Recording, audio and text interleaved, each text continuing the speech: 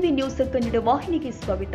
ಪಾರಿವಾಳದ ಹಣದ ವಿಚಾರವಾಗಿ ಇಬ್ಬರು ಯುವಕರ ನಡುವೆ ನಡೆದ ಗಲಾಟೆ ವಿಕೋಪಕ್ಕೆ ಹೋಗಿ ದರ್ಶನ್ ಎಂಬಾತನ ಮೇಲೆ ಅಪ್ರಾಪ್ತನೋರ್ವ ಹಲ್ಲೆ ಮಾಡಿದ ಘಟನೆ ಬೆಳಗಾವಿ ತಾಲೂಕಿನ ಬಸ್ತವಾಡ ಗ್ರಾಮದಲ್ಲಿ ಗುರುವಾರ ರಾತ್ರಿ ಜರುಗಿದೆ. ಬಸವನಗುಡಚಿ ಗ್ರಾಮದಲ್ಲಿ ಇರುವ ಅಪ್ರಾಪ್ತನ ಮನೆಗೆ ದರ್ಶನ್ ಕಡೆಯವರು ಸುಮಾರು 15ಕ್ಕೂ ಹೆಚ್ಚು ಜನ ರಾಡ್, ಪೆಟ್ರೋಲ್, ಕಲ್ಲುಗಳ ಸಮೇತ ಆಗಮಿಸಿ ಮನೆ ಧ್ವಂಸಕ್ಕೆ ಯತ್ನಿಸಿದ್ದಾರೆ.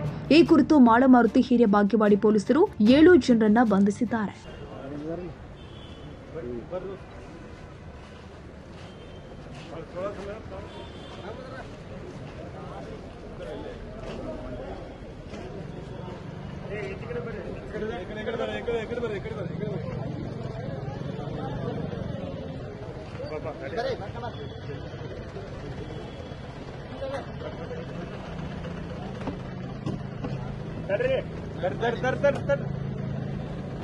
ಆದ್ರ 6 ಮಂದಿ ಆದ್ರ